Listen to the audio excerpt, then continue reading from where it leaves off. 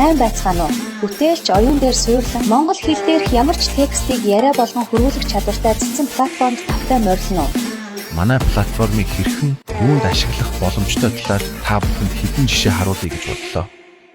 За бэлэн үү? Ажлын анхны өдрөө угтан авч байгаа та бүхэндээ баяр хүргэе. Өнөөдрийн хичээлээр бүгдээрээ Термодын намхийн хөгжийн талаар үзэх болно. Анхаараараа эрхэм хүндэт зорчигчдоо Улаанбаатараас сүүл нисэх чиглэлийн Эм 237 нислэгийн бүртгэл хаагдлаа.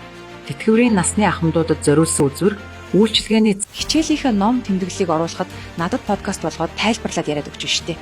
Эрдөөдийн цагт халуун бузаан бүрдсэн орны сайхан шувууд Эрс тэс уур амьсгалтай манай орны өвлийн хүүтэй улиралд гэр байшинд амьдардаг иргэдийн боловсруулаагүй нүүрсний хэрэглээ өндөр байдаг байна уу? Байна. Таныг сонсож байна. оо за сайн байна уу миний хүү.